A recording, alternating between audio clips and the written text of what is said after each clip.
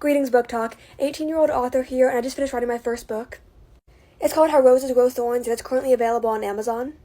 It even has its own built-in playlist. Warning, it is very would've, could've, should've. Give me back my girlhood. Core if you're a Swiftie. Writing this book was very therapeutic for me.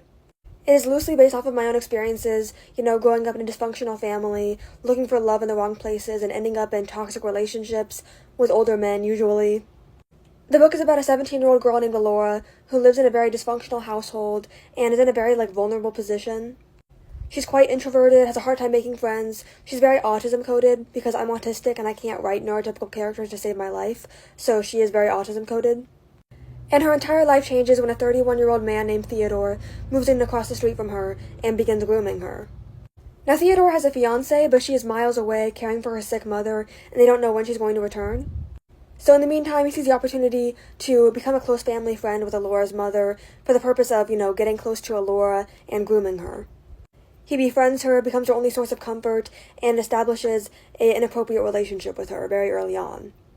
Now, Alora is 17 and he's 31, so she knows that the age gap is taboo, but it doesn't really occur to her at the moment that she's being groomed or preyed upon. Instead, she wrestles with her own shame because she sees herself as some sort of villain, getting with a man who's engaged. She wants to leave him, but finds herself trapped because he's her only source of comfort and attention. She views her relationship with Theodore as some sort of forbidden love story, and is dreading the day that his fiancé returns because she knows that, once she's back, everything is over. What she thinks is her first love. And as she gets older, she has to look back and realize how this relationship, permanently damaged her perception of herself and her ability to love other people. She has to navigate her trauma and accept the fact that this wasn't an affair, this was abuse.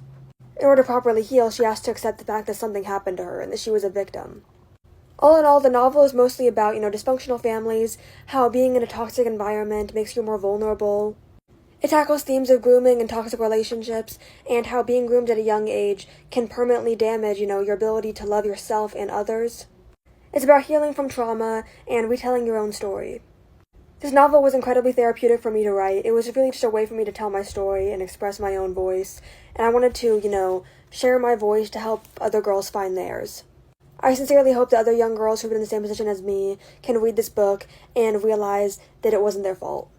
I've had to navigate the shame and trauma that I struggle with, and I want to help other girls navigate theirs. So if that's something that you're interested in, I would love the support. Thank you.